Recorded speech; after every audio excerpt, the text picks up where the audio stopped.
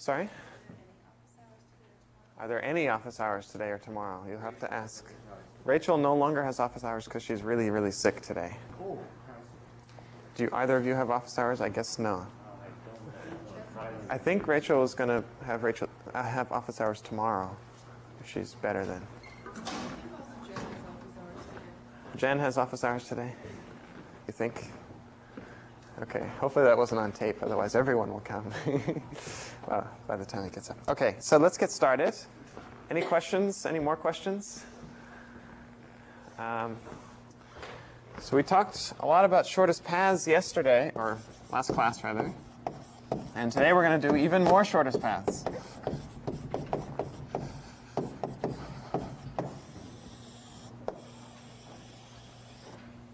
Okay, in particular, we talked about Dijkstra's algorithm, and Dijkstra's algorithm made an assumption that's not always reasonable. And so we'd like to see what happens if we don't have this assumption. So Dijkstra said, well, let's assume that all of the edge weights are non-negative.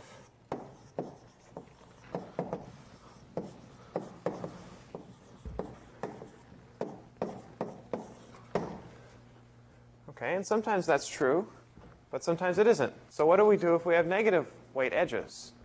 Right? Recall, if you have negative weight edges, and in fact you have a negative weight cycle, then we may not have shortest paths well defined at all.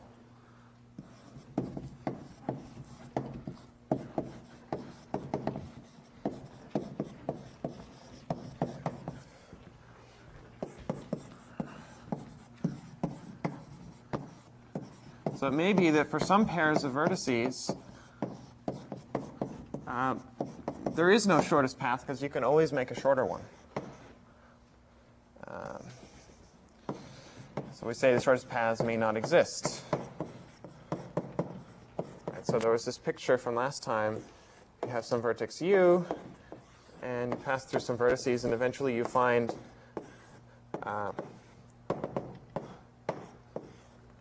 some cycle where each time you go around the cycle, you have a strictly less than zero accumulation of weight. Then going from u to v, there's no shortest path because you can go around the cycle many, many times. The more times you go, the shorter the path gets. Okay, so we're going to have to deal with that. So the question is, what if we have negative edge weights? Okay, and so I'm going to give you a new algorithm that will handle this case. It's called the Bellman-Ford algorithm. I just cheated. I almost forgot what the name was, so I had to look it up. It's called Bellman-Ford. Okay, it has nothing to do with automotive vehicles. And it works. So it works for negative weight edges. And it will find, if you recall, we're talking about single source shortest paths. So it finds the shortest path weights from some source S to all the other vertices.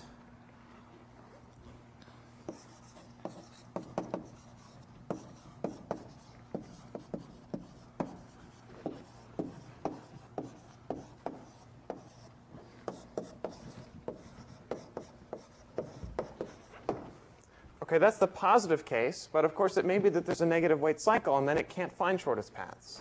Okay, so either it will do this or it reports that there's a shortest path.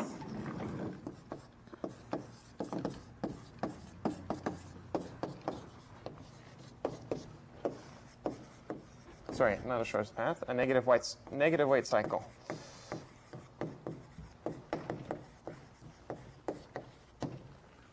Okay, in which case it can't find all shortest paths. Okay, so that's sort of the ideal situation. That's what you would hope for, is either you're successful, you can find all shortest paths, or they don't exist, in which case you can't. Okay, but you'd like to know that. So that's what Bellman-Ford will do. So let me give you the code. So you're given some graph G, and a weight function on the edges W, and a source vertex S. And the beginning of the algorithm is exactly the same as Dijkstra, which is just initialization.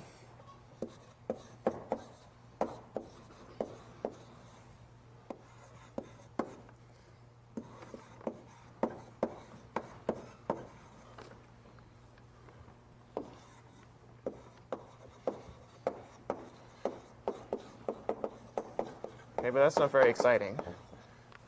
The main part of the algorithm is to do a bunch of relaxation steps. So it's similar to Dijkstra in that sense.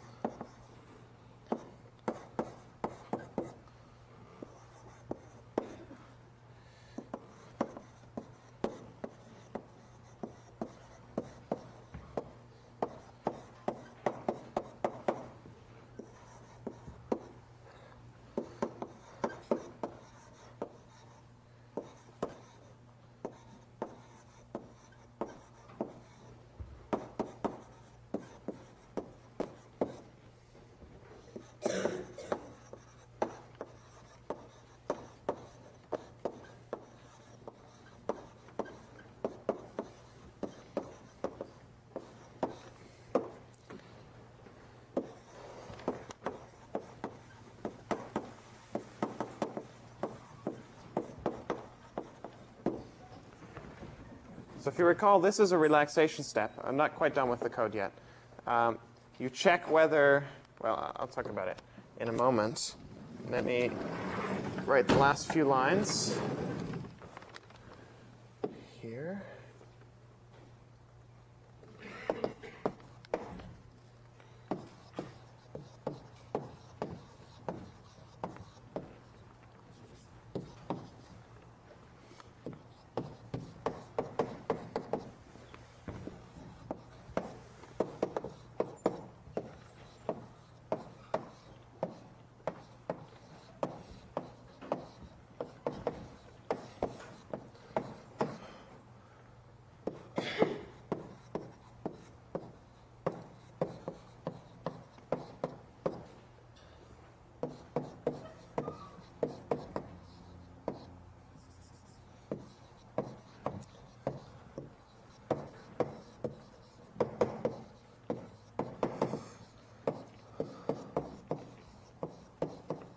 Okay, that's the end of the code.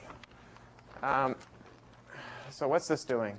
You initialize all the distances to essentially infinity because you don't know whether there's a path from S to V. Except for S, so you know that there's a path of length 0 from S to S. Okay, and now there's this loop. Okay, and the loop, I mean, I is never used in this loop. Okay, it just says for the number of vertices minus 1 times, we're going to do exactly the same thing. And the same thing is we're going to look for relaxations. Okay, we just pick any edge, uv, and we check whether a good way to get to v is to first go to u and then follow the edge uv. Okay, that's what this right-hand side is. And if that's a good path, in other words, it's shorter than what we currently have as the estimated distance from S to v, then we'll update that cost. Okay, and that's relaxation step just like in Dijkstra. And it essentially makes us satisfy the triangle inequality. Okay, it allows us to propagate paths forward from u to v. And we're just going to do that for every edge. Okay, in no particular order. Doesn't matter.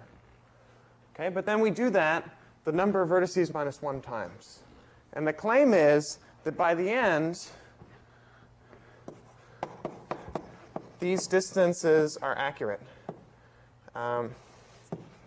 Claim is that d of v is the shortest path weight from S to v for all v. Okay? Unless we found a negative weight cycle. Okay, so the claim is that eventually this will converge and relaxation steps won't make any improvements because we have the shortest path costs. Okay?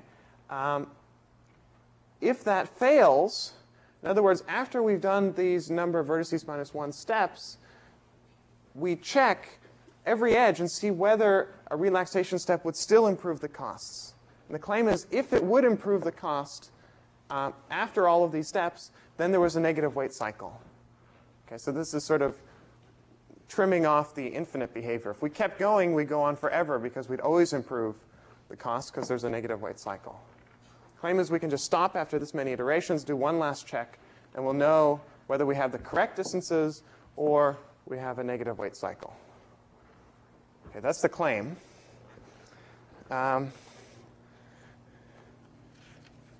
So let's do an example, and then we'll prove the claim.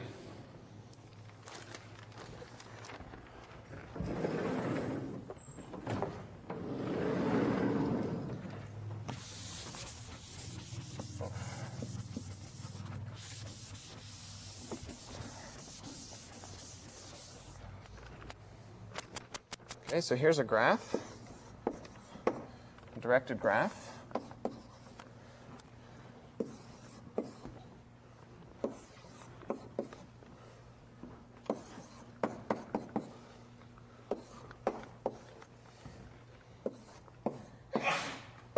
Bless you.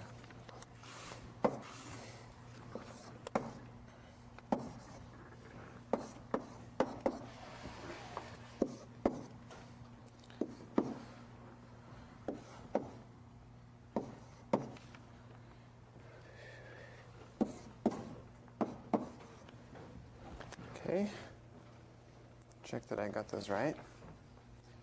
Okay, now the execution of this algorithm depends on what order I visit the edges. So I'll write up in circled numbers which edges I visit first. So first I'm going to visit this edge. Then I'm going to visit this edge. Then this one. Then this one. Then down here. Then over here.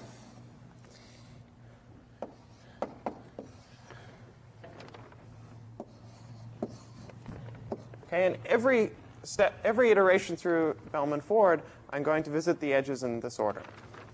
Okay, and off to the side, I want to maintain what my d vector is.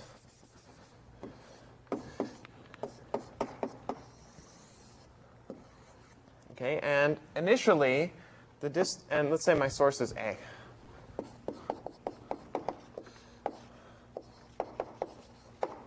Okay, so then I know that the distance from my source to my source is 0, and all the others are infinite for now. Those are my estimates. Okay?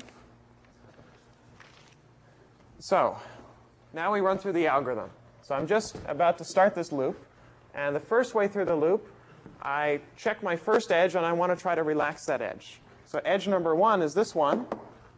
And it says, so maybe I should also copy these labels over here. Okay, so this node has infinite weight, infinite distance estimate. Okay, as do all the others except for A. A has distance of 0. So what the relaxation step is saying is that one way to get from A to E is to first go from A to B, which has cost infinity, and then follow this edge BE, which has cost 2. Okay, so that has a total cost of infinity plus 2, also known as infinity. Okay, so nothing happens. Right? Infinity is equal to infinity, so that wasn't a good route to choose. Okay, and we keep going through the edges.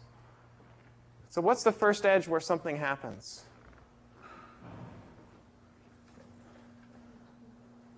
Sorry? Edge 4. Good. These all involve infinities to infinities. So edge 4, we actually get something. It says, well, I can go from A to A, which has cost 0, and then go along the edge AB, which has cost -1. So that means I can get to B in -1 distance. Okay, so now the distance matrix looks like this. Okay, and we keep going. Next edge we look at is number 5. And so the distance here, we get to update to 4. Because we can go from A to A in 0, then go from A to C in 4. Okay? What happens next?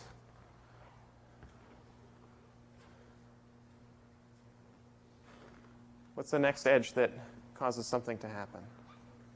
6, right? 5 doesn't do anything. We're going from infinity to something smaller, so that's clearly not a good route. But 6, what happens?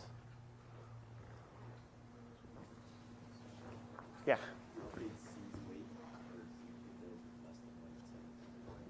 you can get just you update C's weight because you can get there in less than what it says now, right? So it currently says 4, but we could go. We're looking at this edge, so we could go from A to B, which has cost -1 according to the D value stored there, and then go along this edge with cost 3. So that's a total of -2. Sorry, +2. We can add. Okay, so now we update C's cost to 2. Used to be 4.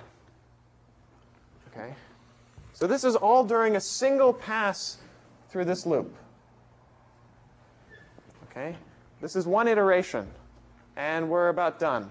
Okay, now we look at edge 7 and at edge 8, and nothing happens.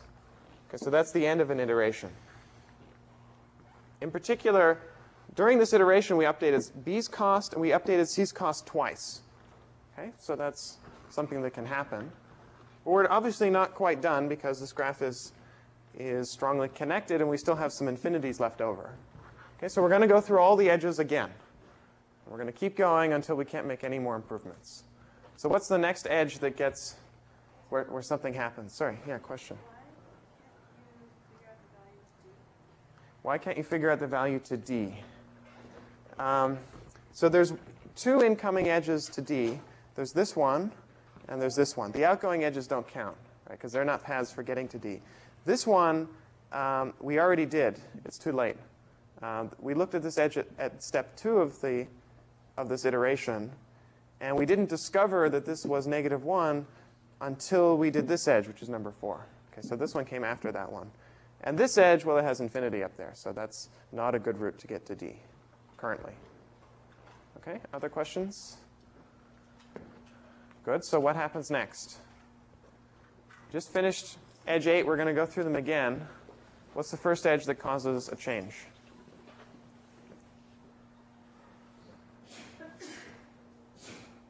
Wow, everyone has colds. They're all sneezing. Bless you. Edge 1, right? Okay, very immediately. So we can get to B with cost -1. So we can follow this edge for a total cost of 1, and we get to E. So this should be 1 instead of infinity.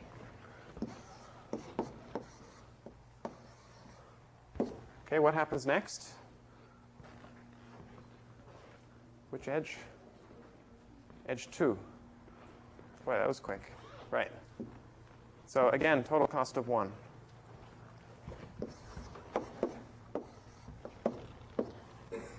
And next, I think now it takes a little longer.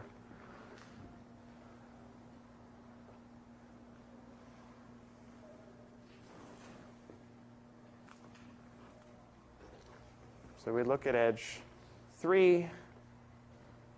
Sorry, I need to update this value. Okay, this is clearly not a good way to go because I just came there from the other direction. Okay, this has a smaller cost than that one. 7. Let's check. Okay, so 3, 4, nothing happens. We already did it. 5, we already did it. 6, we already did it. 7, not quite. 8, good. Close. So 8, now we have something interesting because there's a cost of 1 to get to here, cost of 1 to get to here, but there's a shorter route to get to D. I can go here for cost 1 and then along here for cost -3 for a total of -2. Okay, so I can update this to -2. And I hope I'm done because I'm out of space. This is at vertex D. Okay, am I done?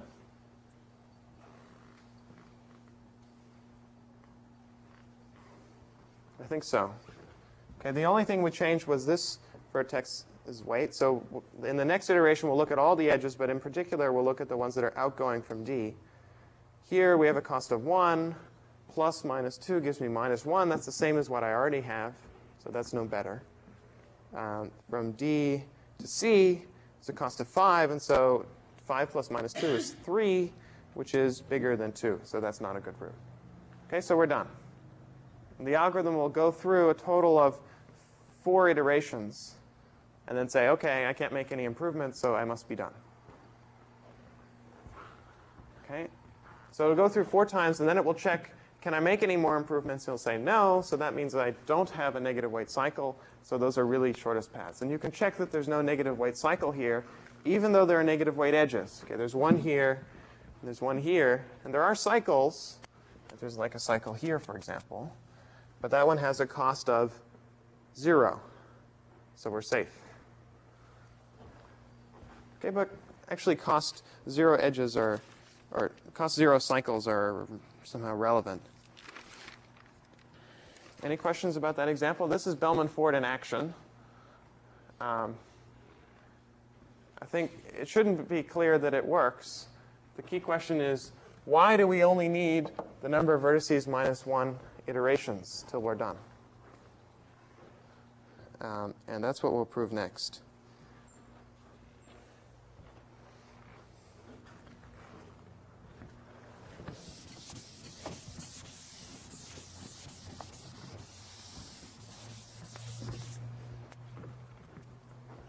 So let's do correctness.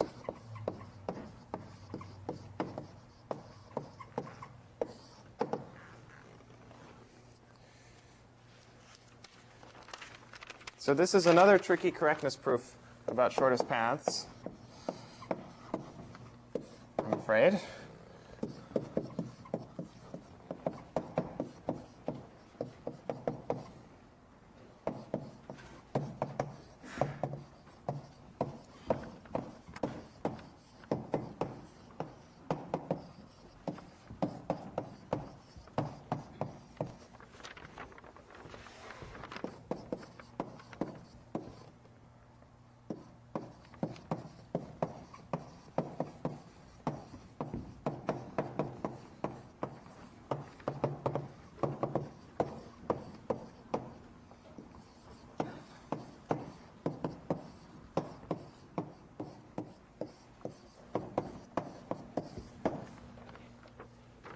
Okay, this is just repeating the claim that used to be right here, but being more precise. We're assuming that there's no negative weight cycles. So the correctness will sort of be in 2 parts. One is if there is a negative weight cycle, that'll come later. And the other part is if there are no negative weight cycles. When there are no negative weight cycles, we want to prove that we have all the right distances. So after the algorithm finishes, we have this property. Okay, so let's prove that. This will be a couple of boardfuls. But it's actually sort of an enlightening proof in the sense that it'll show you why Bellman-Ford works. Okay, it'll become clearer what's going on. Okay, so consider some vertex v, and consider a shortest path from S to v. So let's call that shortest path P.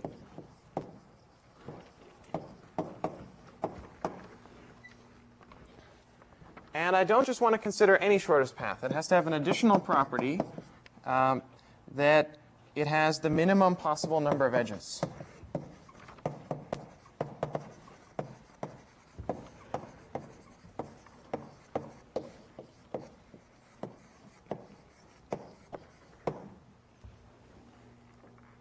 Okay, so there may be many shortest paths from S to V. Even there may be many shortest paths with a minimum number of edges, but I want a shortest path with a minimum number of edges. Why do I want that? Why do you think that'll help me?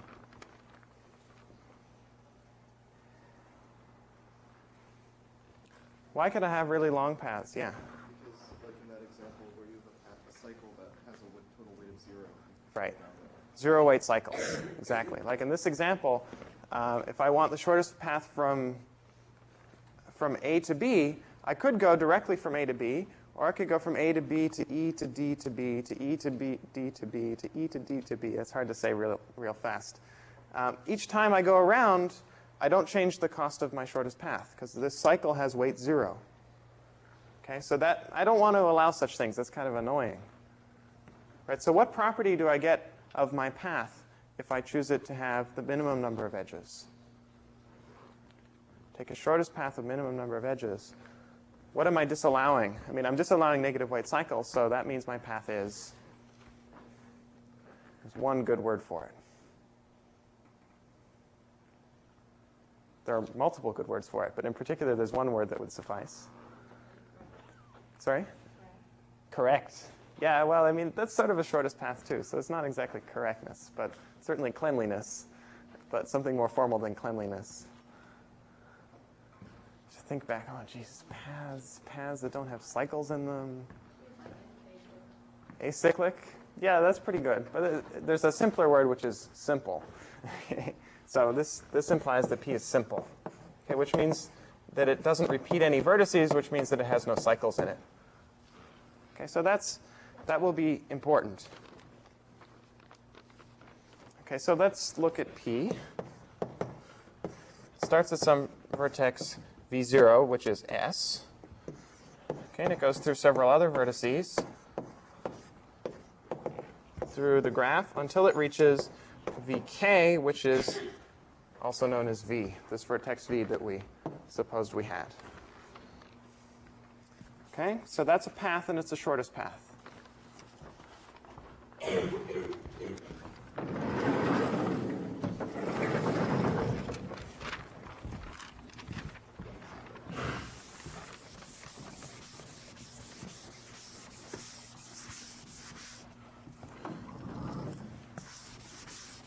What is the optimal substructure lemma about shortest paths that will tell us something about P?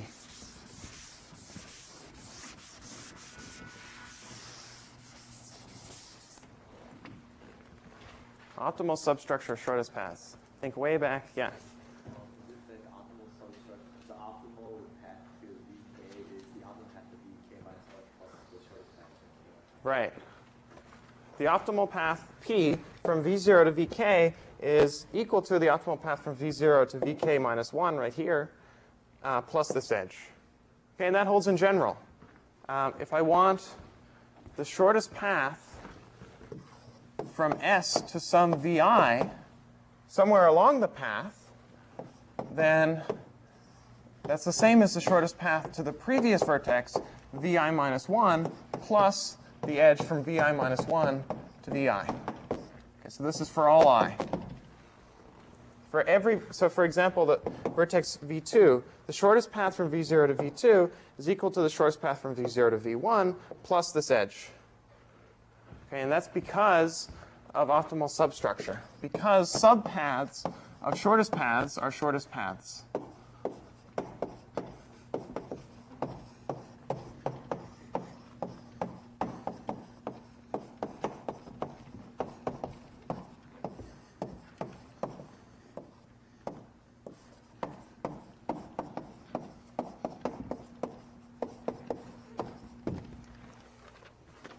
Good. So I claim that initially, at more or less the beginning of the algorithm, after the initialization, we have d of v0 equal to 0. Okay, that's pretty obvious. That's the first line. Okay, and I claim furthermore that that's equal to the shortest cost, the shortest path cost, or shortest path weight from S to V0. So why is that?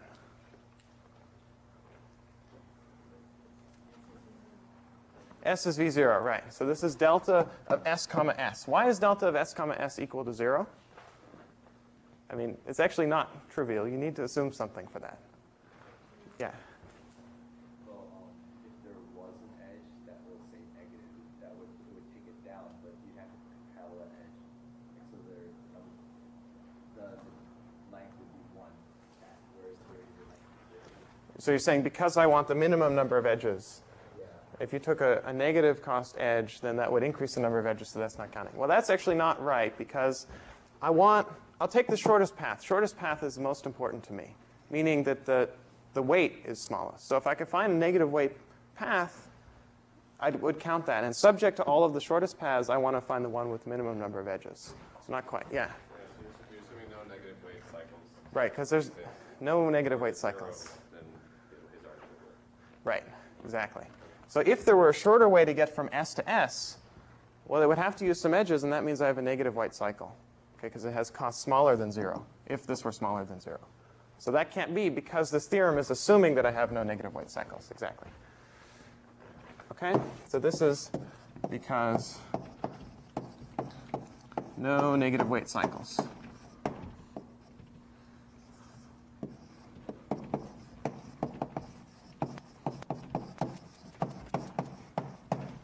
Good. I claim furthermore that d of s doesn't change through the remainder of the algorithm. Okay, so initially it's 0. But furthermore, it's unchanged as the algorithm proceeds.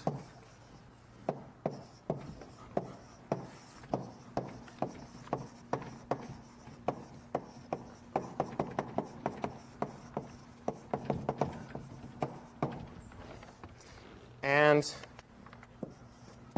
the reason for that is a lemma from last time.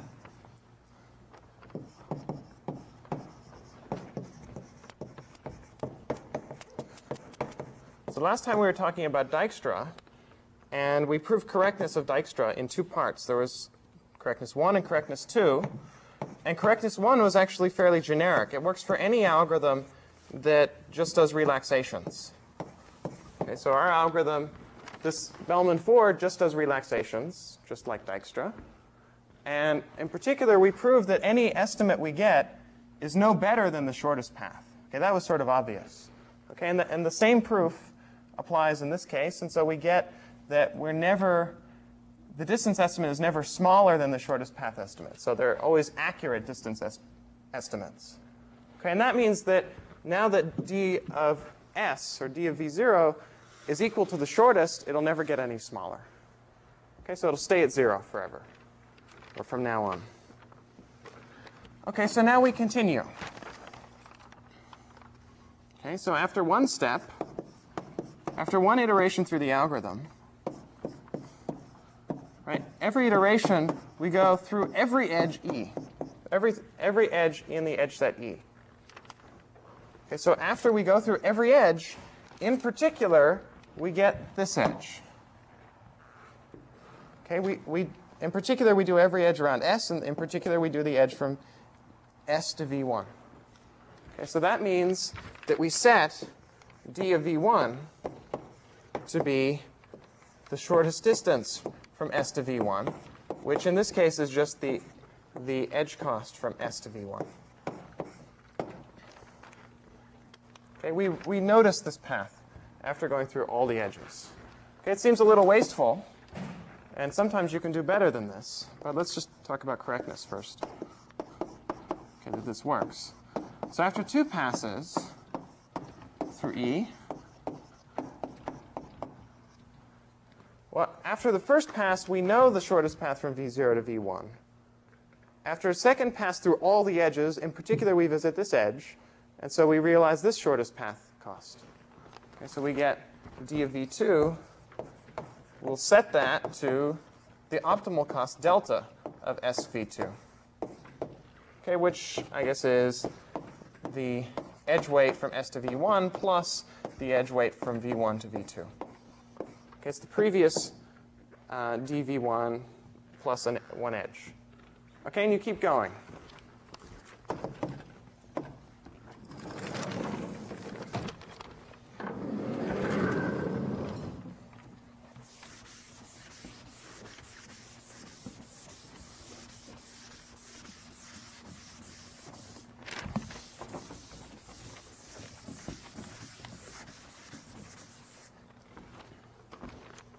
Okay, and eventually, after the last pass is the number of vertices minus 1. Actually, that's probably not quite what I want to say. That is the point. But what we can see at this moment is the path has length k. Right? We're assuming that the shortest path P has length k. So then, in particular, after k passes, we'll have seen all the edges, okay, in the right order. And then we'll have set the distance to Vk to be the shortest distance from S to Vk, okay, which is the weight of this path P that we were interested in. Okay, so the point is it finds the shortest path because it tries all the edges many times. And the first time it tries all the edges, it'll find the first edge in the path. Then the next time it'll find this edge, and so on. What it should have done, except it didn't know, is go to this edge and then go to this edge and then go to this edge in that order. If it did that, it would also be correct. Because we don't know what order to do them in, we'll just do them all the time, many times. Okay. There's one more property we need, which is that k is at most v minus 1. Right? Because we only do v minus 1 iterations. So the number of times we had to do this in this proof better be at most that many number of iterations. Why is that true?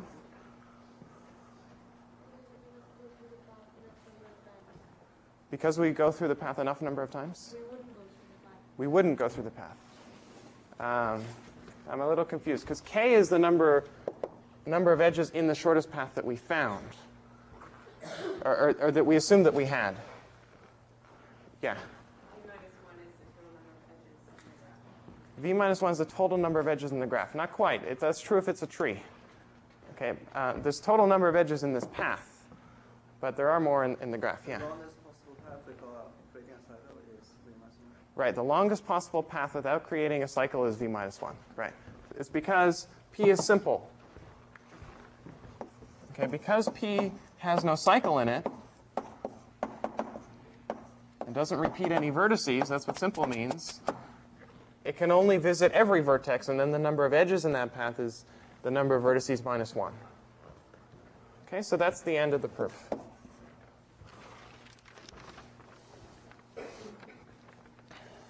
Any questions about that?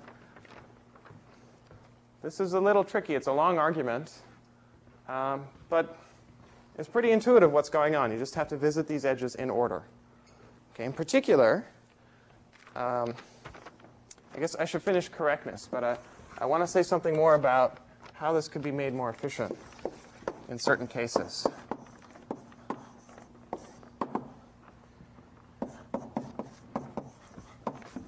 So I've only done actually one case of correctness, which is if G has no negative weight cycles.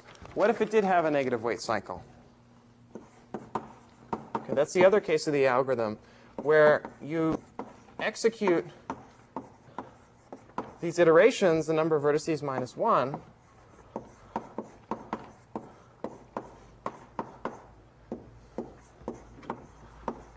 and yet you still aren't finished. You still haven't decided what d of v is. It's still going down.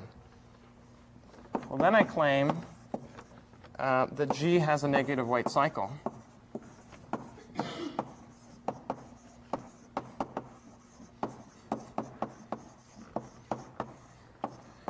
And furthermore, that negative weight cycle is reachable from S. Okay, but that's a minor point. The point is that you have a negative weight cycle, and so you couldn't have hoped to find all the shortest paths.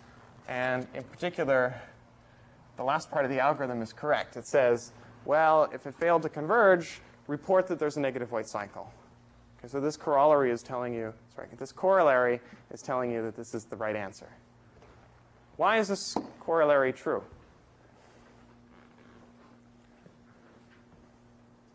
This is actually easy. Okay, but you have to see why.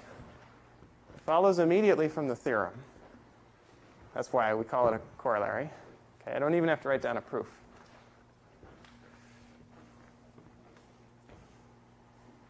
Well, if I were being sort of annoying and concise, then I don't have to write down a proof. I probably should write down a proof.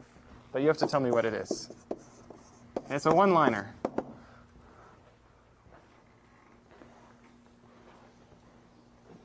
Ignore the reachable from S part.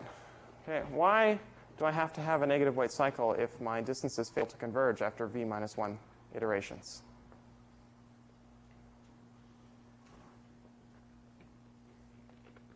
Yeah? So the minimum weight path is actually longer than the longest possible path with different cycles. But the minimum weight path with the minimum number of edges is longer than the number of vertices, which can't happen. Right. It means, it means it would have to have a cycle. Negative weight cycle. Okay. Yeah, so you're following through this proof and saying, well, If P were not simple, that means we would have to have a negative weight cycle. So that's true, except it's a little bit of a bogus argument because, I mean, this line is a bit of a bogus argument. If you don't have negative weight cycle, sorry, if you do have negative weight cycles, then P may not exist. There's no shortest path. So you could change the definition of P and that would work. But there's an even easier argument. You don't even need to use the proof. You can just use the theorem. Why? Bellman-Ford would never finish. Actually, Bellman-Ford will finish. That's the great thing about Bellman-Ford. So it'll only do it a number of vertices minus 1 times. It might then discover, oh, well, it hasn't converged. And then it will report that there's a negative weight cycle. But why does there have to be a negative weight cycle at that point? Maybe this is too easy at this point.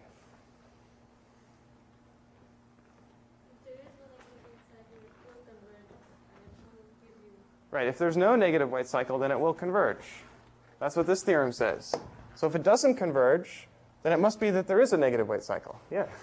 So, I mean, you have to break. For this to, I mean, this is the contrapositive, right? This is obvious. Okay. You should all remember what contrapositive means from logic. You have to violate a precondition of the theorem, right? The theorem is true if it has the precondition. So this is saying that the conclusion of the theorem is false. So that means you have to violate the precondition as well. Okay, sometimes it's really hard to write down obvious proofs, but you have to learn how, because otherwise people may not believe you. All right. Where should I go next? Let's go over here.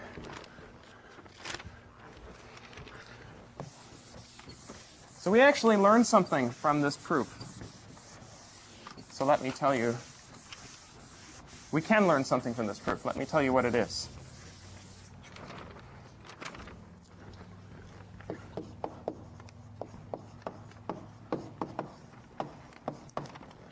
I call this an important easy case, okay, in the sense that it's a case that arises a lot. It's a special case of graphs that arise a lot.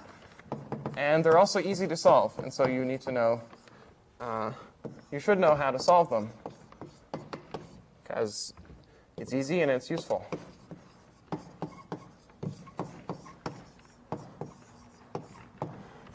How many people know what a DAG is?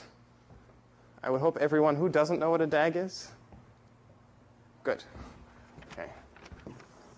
DAG is just fancy terminology for directed acyclic graphs. Okay, if you look in the literature, you'll also find an abbreviation for DOG. I won't mention what that is. It's not relevant. But it's directed acyclic workflow graph or something. All right. Anyway, suppose you don't have any cycles. Okay, suppose I have a directed graph like I do in Bellman-Ford, but now I don't have any cycles. Okay, who doesn't know what topological order of a DAG is? Topological order, topological sort. 1 person, 2 people, sort of. 3. Okay. So most of you know what it means. I'll define it. I won't give you the algorithm. So let me first draw a directed acyclic graph.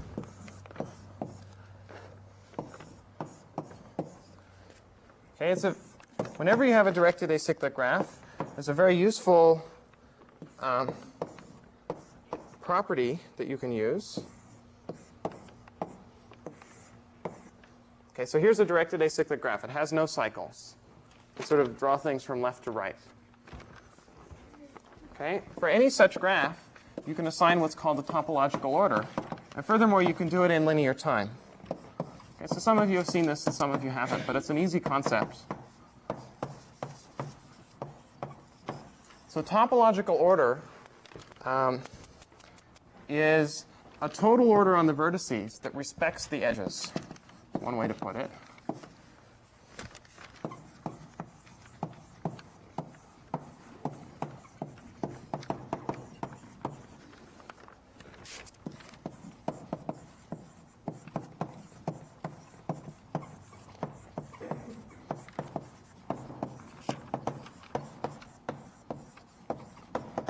Okay, another way to say it is that every path through the graph is increasing in terms of this order. Okay, so for example, to specify the order, I could just put numbers on the vertices. So this edge, I want the edge to have the property that it points from a smaller number to a larger number. Okay, that should always be true. Okay, so here's one topological order. I actually wanted a slightly different graph. It doesn't matter. Okay, this is a topological order. If you look at any path through the graph, it always increases in value. Okay, that's something you can do with an acyclic directed graph, but not with a cyclic one. Okay? But it's a cool property because it sort of tells you what order you should look at things. Okay, if this were my vertex S, here, I want to find all the shortest paths from S to every other vertex. How should I do it with Bellman-Ford? What should I do? Or the Bellman-Ford spirit, let's say. Okay. Incidentally, how long does Bellman-Ford take? I want to improve on it in this case, but to see why it's an improvement, we should first say, how long does Bellman-Ford take? Okay, this is an easy analysis. Order v squared? VE, good.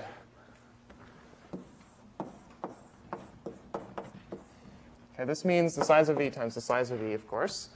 That's actually order V cubed in the worst case, okay, not V squared. For sparse graphs, if E is around V, then it's V squared. But in general, it's V times E. Okay, it's easy. There's a loop of E and a loop of V. I want to do better in this case. So how can I do better? Using essentially the same idea as Bellman-Ford, but a little more directed.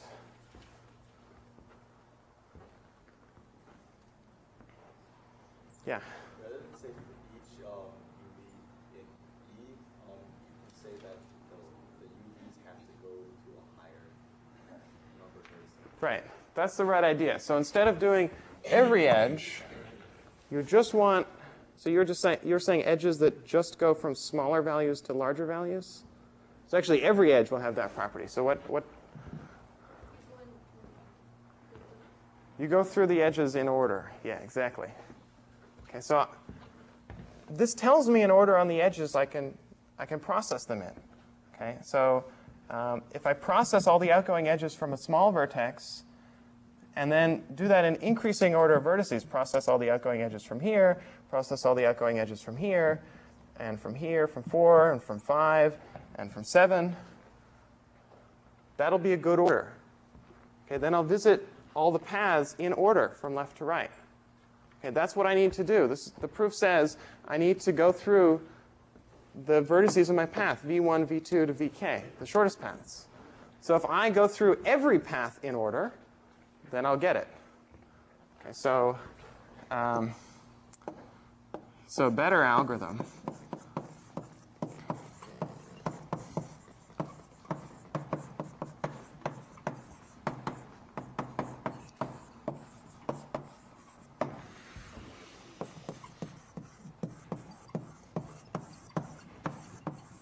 I'm going to process the edges in order according to their source, I guess. So let's say every edge has a source and a target. There's many words for these terms, like, I always forget. One of these is head and one of these is tail, but I can never remember which one. So let's say the source of the edge. Okay, every edge has a source that has a number. I'll process the edges in that order. And now I claim I just have to do every edge once. Okay, that's cool. Because what's the running time of this algorithm if I only have to process every edge once? Or of V? E. Right, they all rhyme. I can't quite hear, sorry. Order of E. Just process every edge once, and I'm done. Okay, that's cool. Maybe V plus E if I want to be careful. Okay, because I have to initialize, but that's no big deal. Okay, so that's fast, and that's why you should know about directed acyclic graphs, because you can solve them faster than general graphs. Any questions so far? I'm going to switch gears.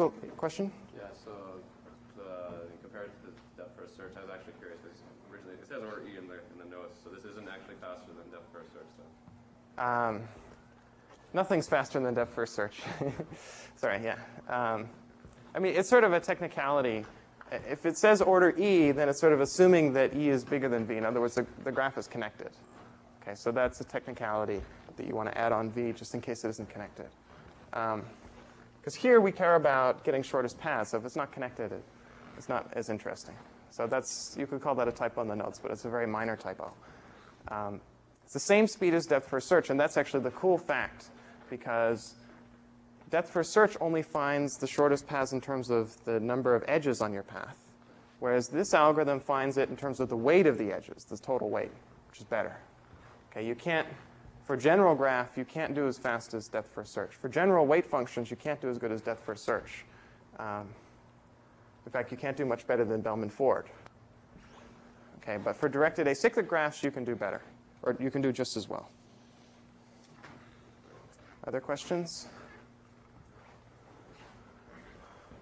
Good. So that's an overview of shortest paths.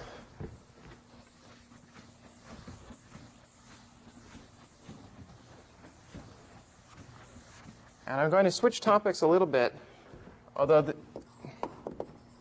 I'm going to talk about something called linear programming. But I will talk about it in the way that it relates to shortest paths. So we haven't quite left shortest paths yet. How many people know what linear programming is? Probably not very many. 2, 3, 3.5. How many people have heard the word? Okay, you've all heard the word. I know Charles mentioned it earlier by accident. When he was talking about linear probing, he kept saying linear programming. Okay, but that was a speako. So this is called LP. Linear programming is your friend. It's a very powerful tool. Okay, we won't talk about it a lot in this course, but it comes up in many situations. Any kind of optimization problem, first thing you should think of is linear programming. You should read about it. I don't think we assigned this reading. We might have. In case we didn't, now you're assigned it. So it's chapter 29. You should read the first section in particular, which defines what linear programming is, says where it comes up, this sort of thing, introductory stuff. So what is the problem?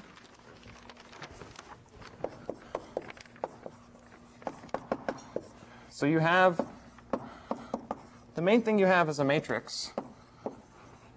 It's called A, like most matrices.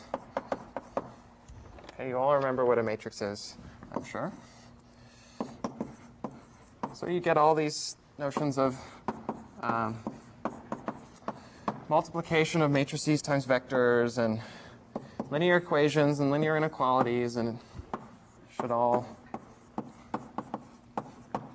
be returning. What is an M vector? A column vector. Good.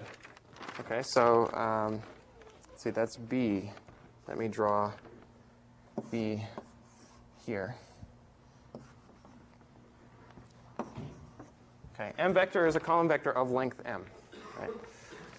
So the picture here is we have some matrix A.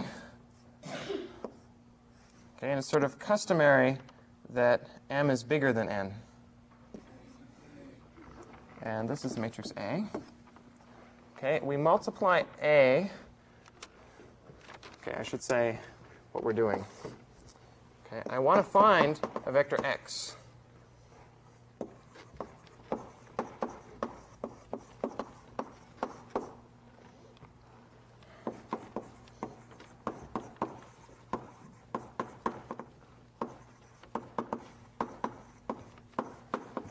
Okay, that vector X should optimize some criterion.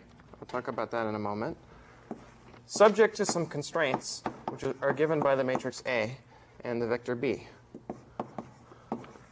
Okay, AX less than or equal to B is a big collection of constraints. So we want to find such a vector or determine that there are none. Wait, determine that there is none. No, are none. Are none, sorry. I always forget. See, the word none, N-O-N-E, used to be singular because it was like no one. Okay, but a couple of centuries ago, it switched to plural. Okay, so you say none of these are. Okay, even though it looks like no one, it's not. It's the plural form. Okay, if you look it up in the OED, the Oxford English Dictionary, you can confirm that.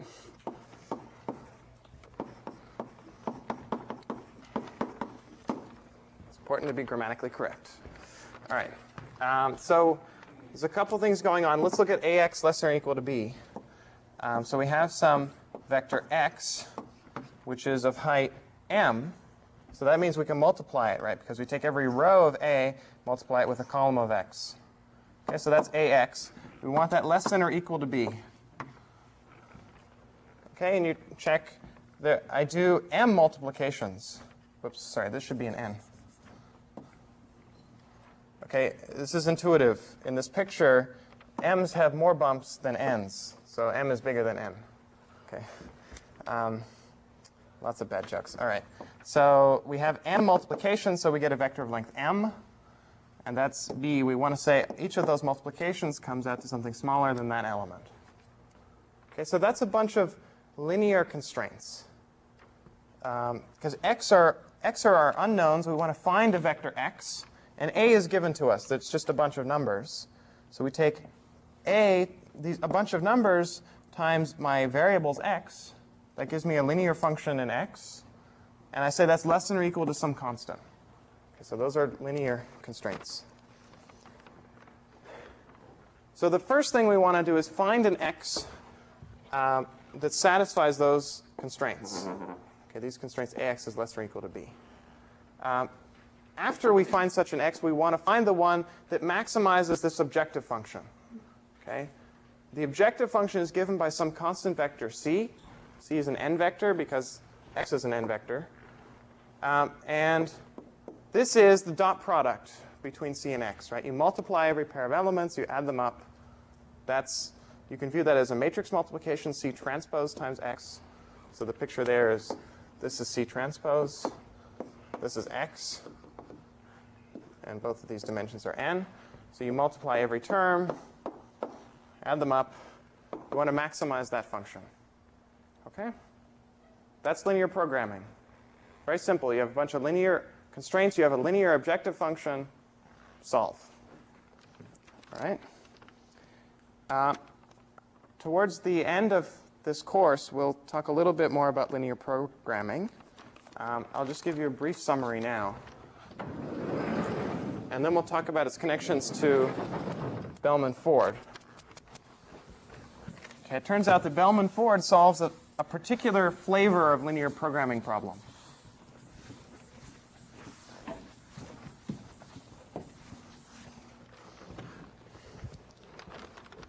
Okay. So let me first give you a summary of what's known about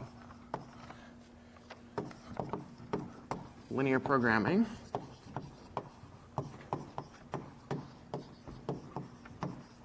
So general LPs. The most popular method is called the simplex method. It's maybe about 50 years old. It's very practical. A lot of people use it for solving LPs. LPs arise all over the place. Okay, so any kind of optimization problem is frequently linear or worse. So you want to know about linear programming. From the algorithmic point of view, simplex method is not so great because it can take exponential time. Okay, exponential in the input size. The input size here is roughly the size of this matrix, so m times n. Okay, what you'd like is something that runs, has a small running time in terms of m times n, but the simplex method can take exponential time, okay, like 2 to the n. So that can be slow, even in practice. But it seems that for almost all the situations that arise, it's very practical. Okay, and it runs in polynomial time, runs fast. In fact, there's a professor here at MIT in the applied math department who proved that in a certain formal setting, this is true. Okay, that most of the time is polynomial time.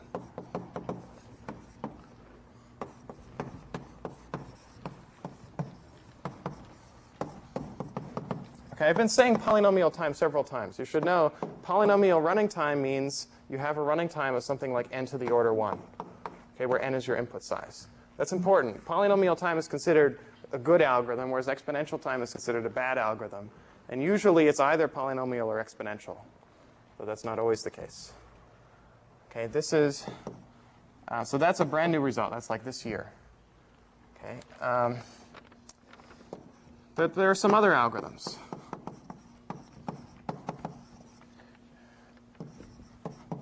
Okay, there's the ellipsoid algorithm, which is sort of a classic in the sense that it was the first polynomial time algorithm. Guaranteed polynomial time. Okay, the only trouble is it's completely impractical. Okay, but it's a cool theoretical result. And you can prove lots of nice theorems about it. And more recently, there's something called interior point methods.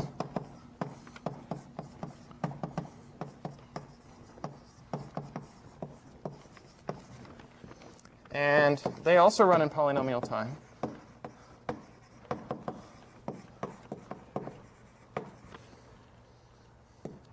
And it's reasonably fast in practice. I think it hasn't been tuned. The trouble is simplex has been around for a long time, so they've done a lot of tuning. So it runs really fast in practice.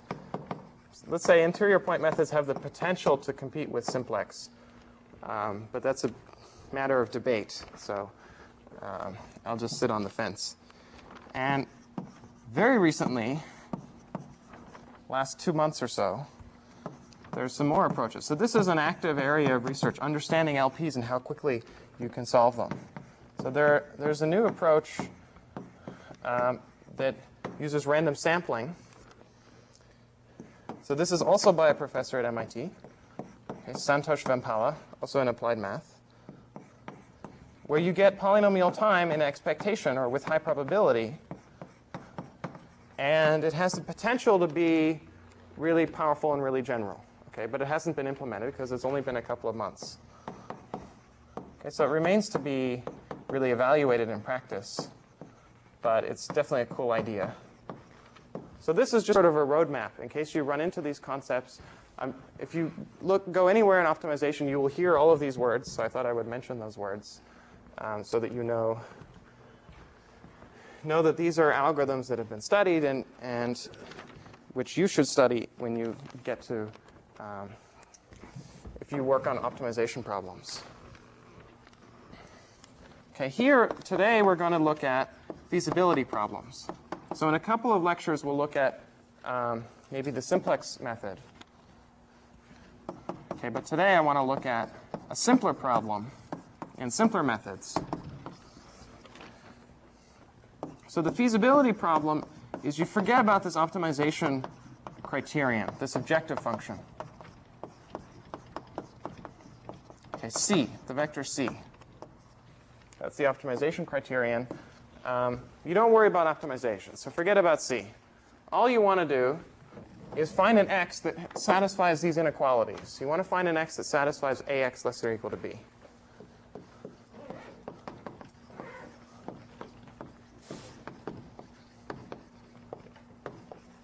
Okay? So in general, this feasibility problem is just as hard as the general LP. Okay, so this is not much of a restriction. But I'm going to restrict it further and solve this more restricted form.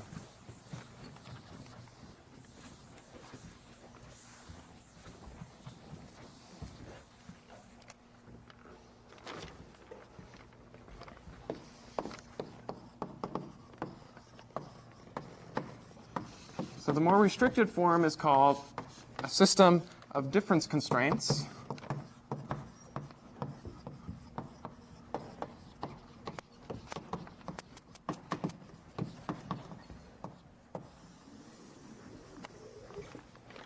Okay, so the definition is it's a linear program in which every row of the matrix A has exactly 1 plus 1, exactly 1 minus 1, and the rest are all zeros.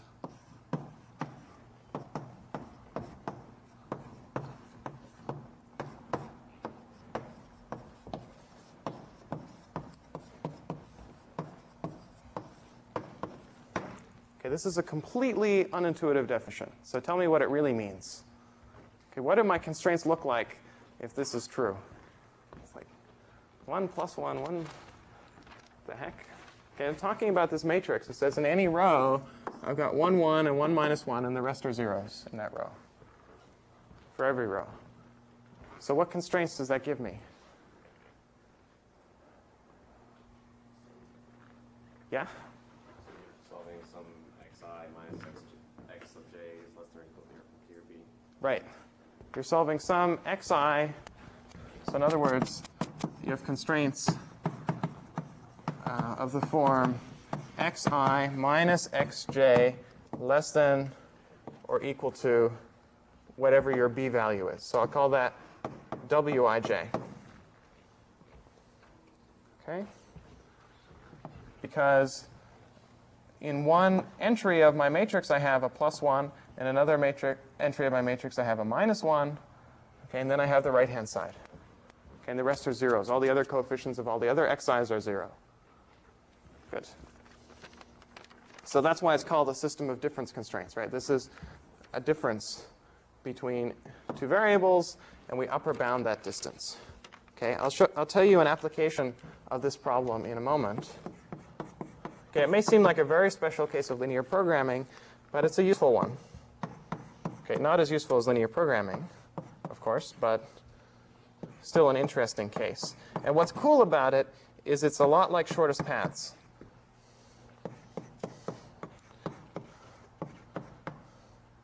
Okay, so here's an example. This is 3 variables, 3 constraints, and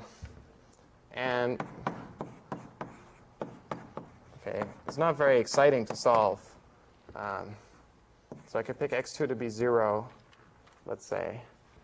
What are the interesting constraints? This is a particularly interesting constraint. If I didn't have any negative things on the right-hand side, I could just set everything to 0. And then 0 is always less than or equal to positive thing. But this is a negative right-hand side. So I've got to set this to come out rather negative, less than negative 2. Okay, so if I set x2 to 0, I should set x3 to be at least 2. Right? And then I think I could set x1 to be nothing important. In the notes, we set it to 3. But I think it could also be 0. Yeah. It could also be 0. OK.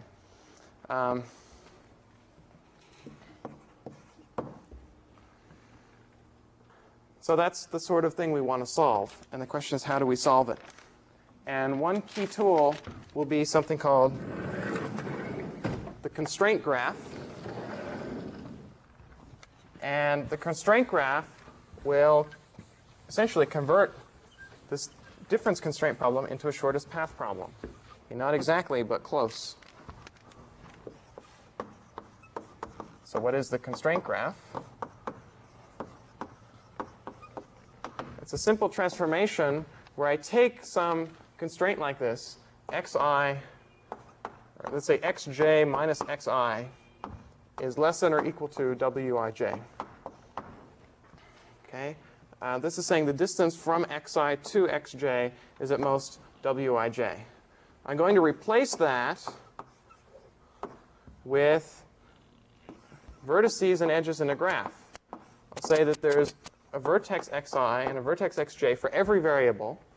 And I'll have an edge between them if there's a constraint like this. And the weight on that edge will be the right-hand side of the constraint. Okay, so that's an easy transformation. It gives me a graph. The number of vertices in the graph is the number of variables. And the number of edges in the graph is the number of constraints.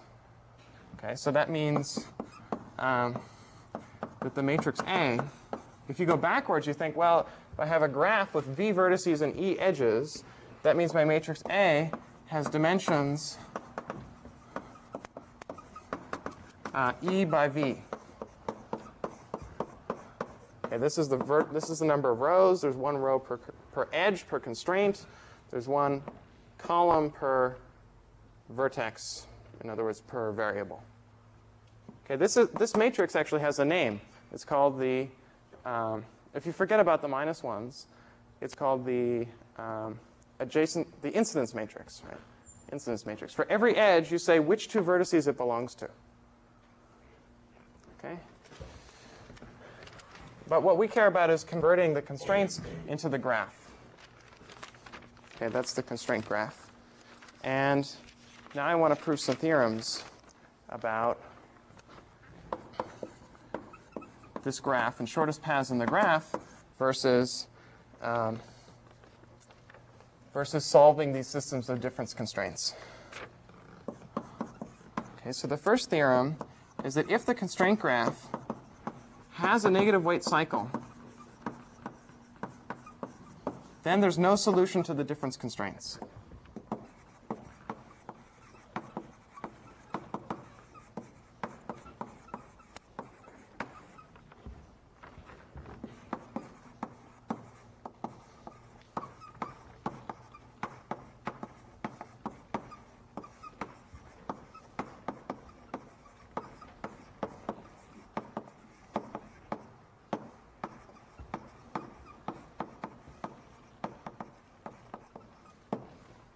Okay, so that's starting to look like shortest paths. That's good.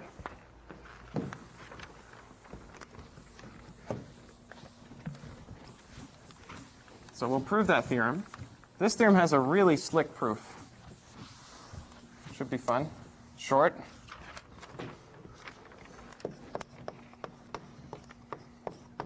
Okay, proof says, well, let's suppose, do I give this thing a name?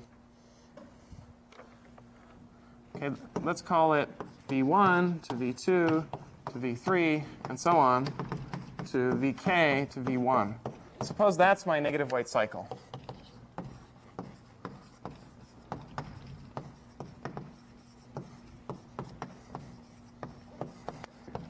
Okay, and let's just write down the constraints that we get. Okay, if I have this cycle in my graph, that means that I have these constraints, one for every edge. Okay, so what do they look like? What's the first constraint for the first edge, V1 to V2?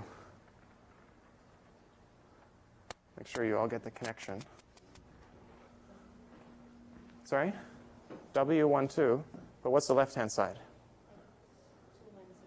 X2 minus X1, right. So we get X2 minus X1. Okay, so these are our constraints.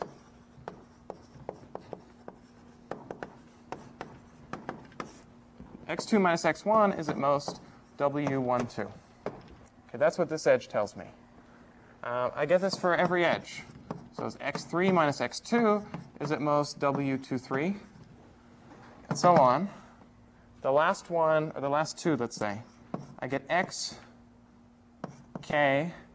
minus Xk minus 1 is at most Wk minus 1k. And then the last constraint is I go around back to V1. So I get X1 minus Xk is at most Wk1.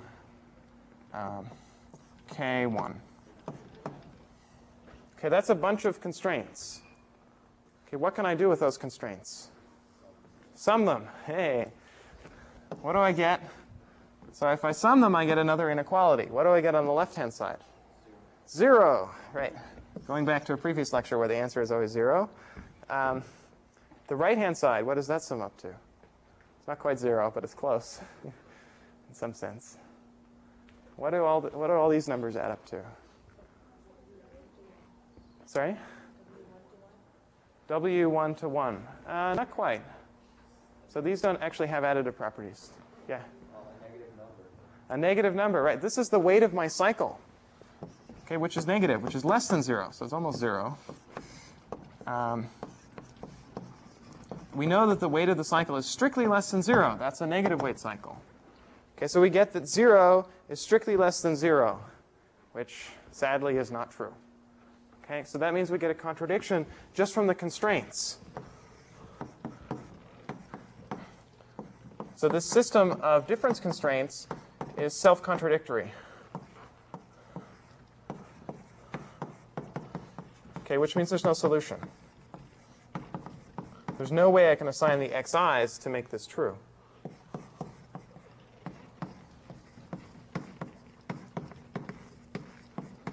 Okay, so that's kind of cool.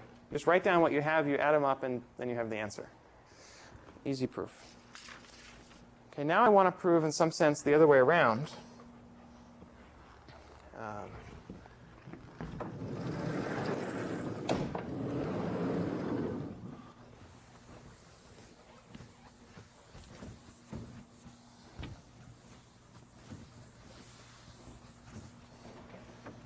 Okay, so what's the other way around?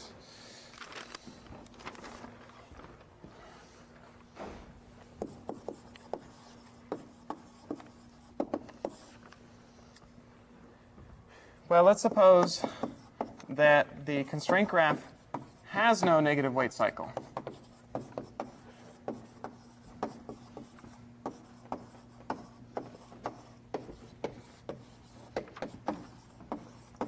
Then I'd like to prove that, in fact, the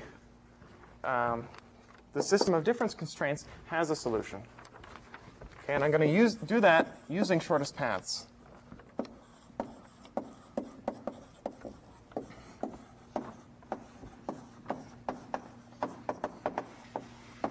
Okay, so here's how I'm going to prove it. I'm going to look at my constraint graph and augment it a little.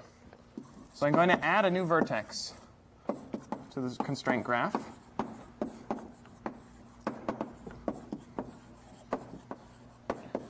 So we'll call that new vertex S.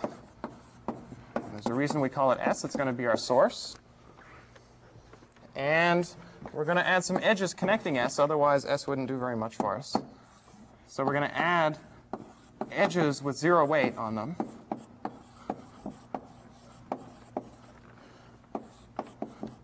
From this new source vertex S to all the VI's, all of these vertices.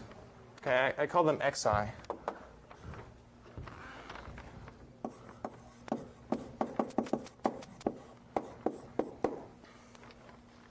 Okay, so for all I. So the picture is I have some graph. Let's suppose it looks like this.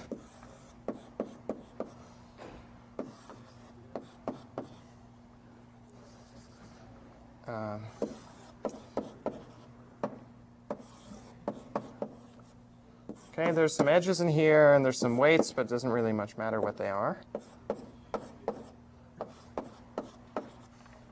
And I add a new vertex S. So this is new, just added. And I add in some vertices, or sorry, I add in some edges from that vertex S to all the other vertices. Okay, I'm augmenting my graph. And each of these edges has weight 0. That's my new graph. This is the constraint graph here. I just change it a little. And now I want to compute shortest paths in this graph. Okay, well, what do I know? I want to argue that shortest paths exist. Shortest paths from S. So what do I need to argue that those shortest paths exist?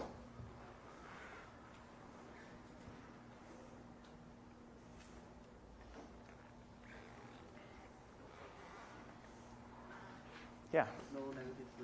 No negative weight cycles. Yeah, that's the main thing I need. Connectivities, let's not worry about connectivity.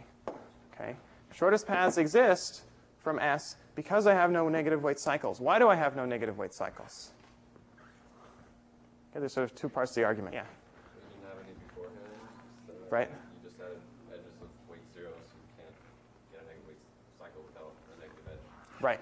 So I didn't have any beforehand. I assumed that I started with no negative weight cycles. Sorry. And the edges that I added all had weight 0, so there's no way they're going to contribute to a negative weight cycle. Right. Okay? In fact, I didn't add any cycles. So that I'm OK. So because we introduced no negative weight cycles.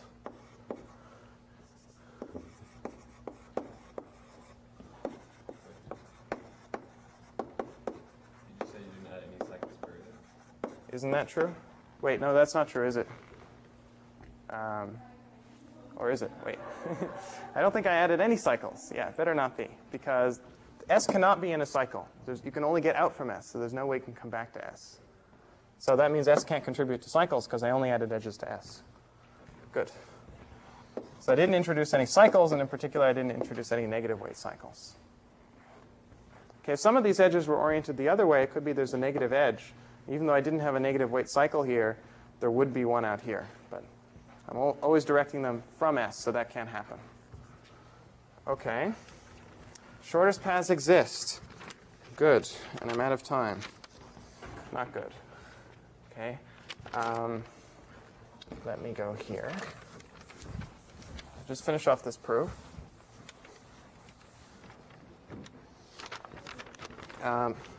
So what we're going to do is assign xi to be the shortest path weight from S to vi, or from S to, this is a little unfortunate.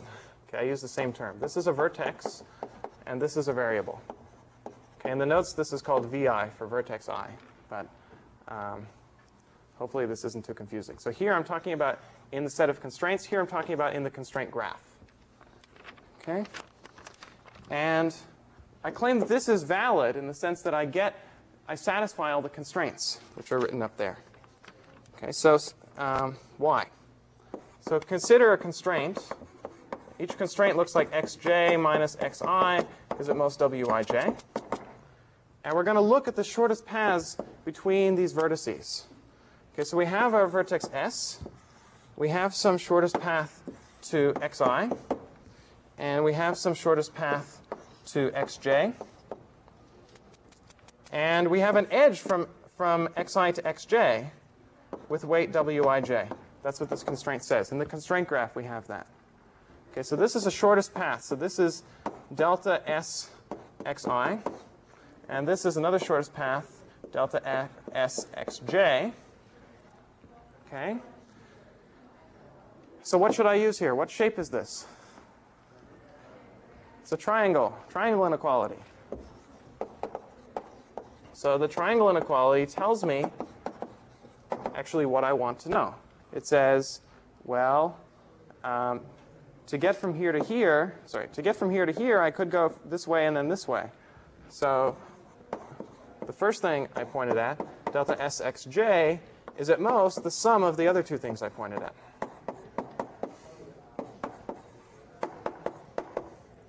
Okay. This is what I define to be my variable xj here. And this is what I define to be my variable xi. So this is saying that xj is less than or equal to xi plus wij, and that's what I wanted here. Okay, that ends the proof. Where are we? Okay, let me just take a minute to say where we are. This gives us a connection between these systems of constraints and shortest paths. It says all we need to do is add this vertex S, solve the shortest path problem. Okay, we can do that with Bellman-Ford. Okay, because we might have negative numbers in here, so we have to use Bellman-Ford, not Dijkstra. Okay, that gives us a solution to these things using Bellman-Ford. So this is a connection between linear programming and Bellman-Ford and shortest paths, which is cool. I didn't have time to mention the application. There's one in the notes. If you just want to sort of lay things out so that they're not too close to each other, that's what these distance constraints are saying. I want to lay things out in one dimension so that actually maybe I want them to be sufficiently close to each other. This will tell you how to lay things out in the x dimension so that no distance constraint is violated. Okay, so that's useful in some contexts.